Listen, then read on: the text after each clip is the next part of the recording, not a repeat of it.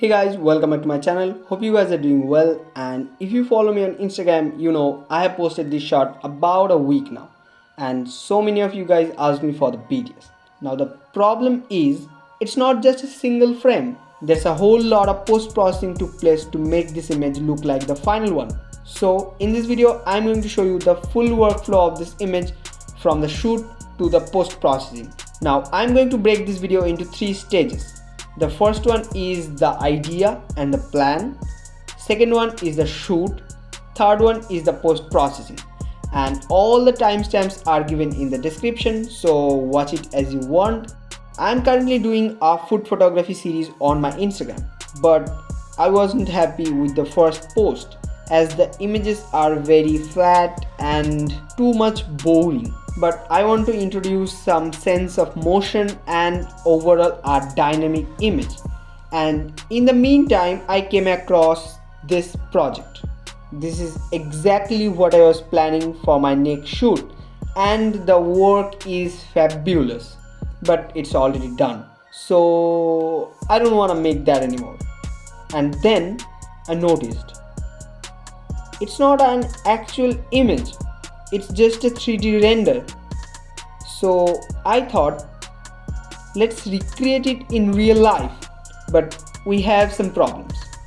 To shoot this type of image, we need a proper studio setup with lights, other gears.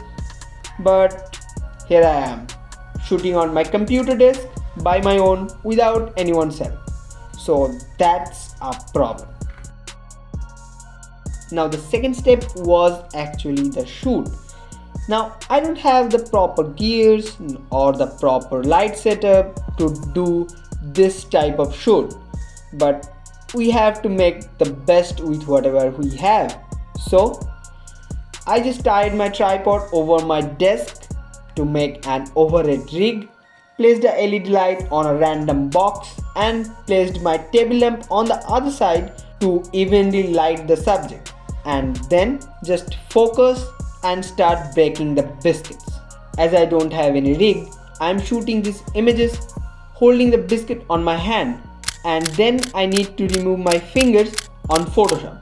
So I shot this image and it will help me to mask out my finger from the biscuit. Also shot some broken biscuits and some small broken particles. We are done with the shoot, and now we need some Photoshop wizardry. So here you are in the third part of the video, and in this part I'm going to show you the full editing breakdown of this image.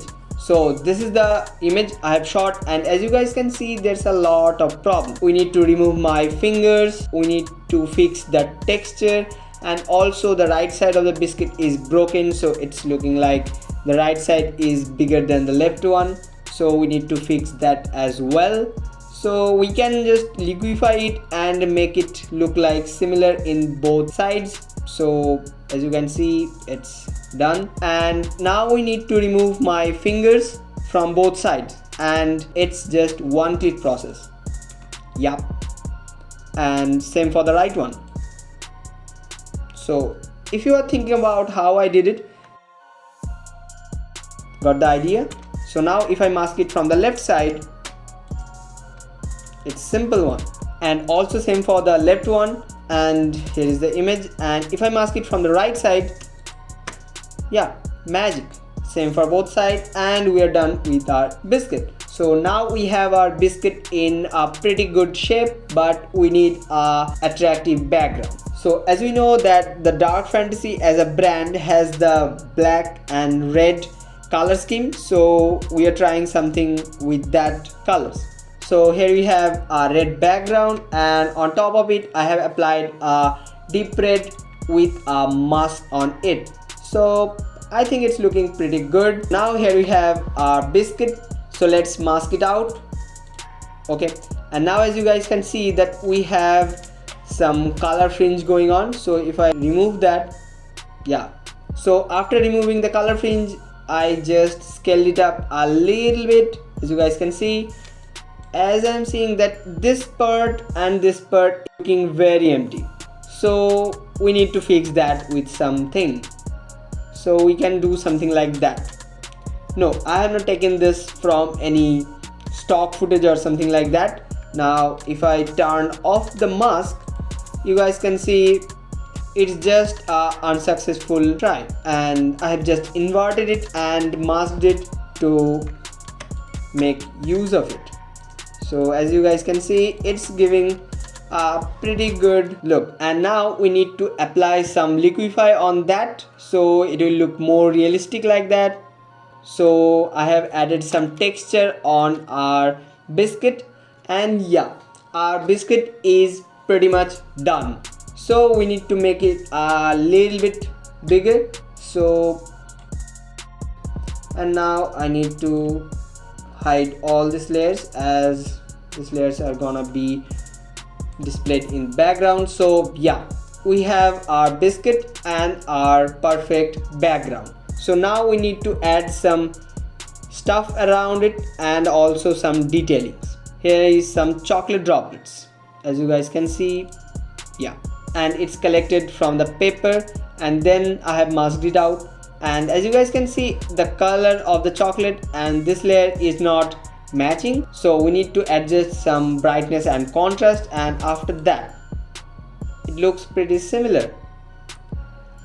And then we need to add some flying objects around it, flying particles, something like that. But how I shoot this one?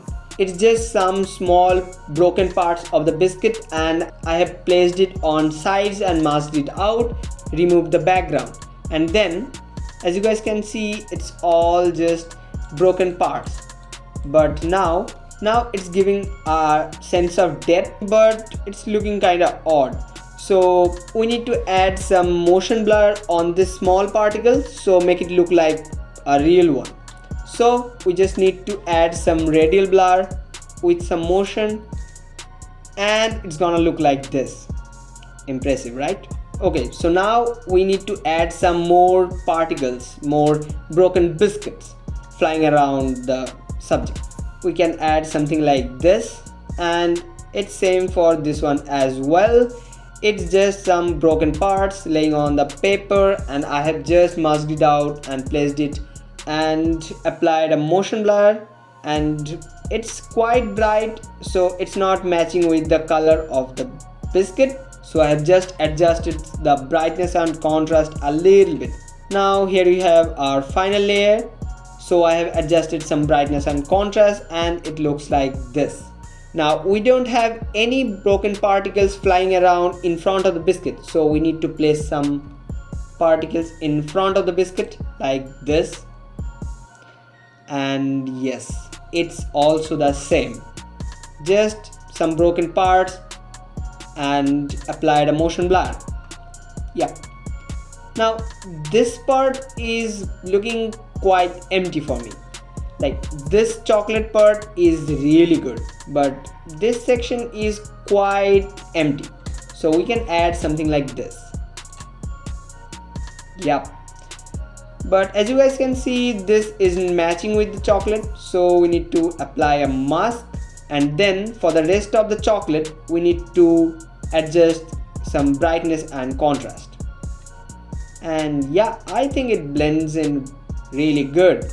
So we are almost done, but we need to apply some dodge and burn to shape the light however I want, and also to add texture in some parts of the biscuit. So here is the dodge, nothing crazy, but here is the burn, and as you guys can see, it adds some really good details.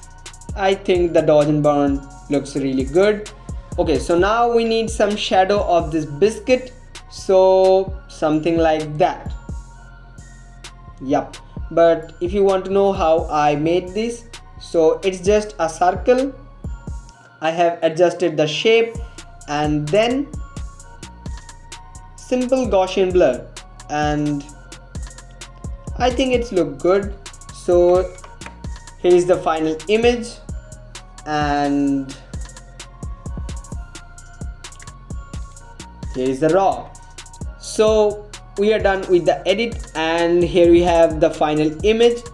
So if you have any question or suggestion, please let me know in the comment section down below. And if you like the video, please don't forget to leave a comment and hit the like button. Follow me on Instagram to watch more of my photography works. See you guys in the next one. Till then, tada.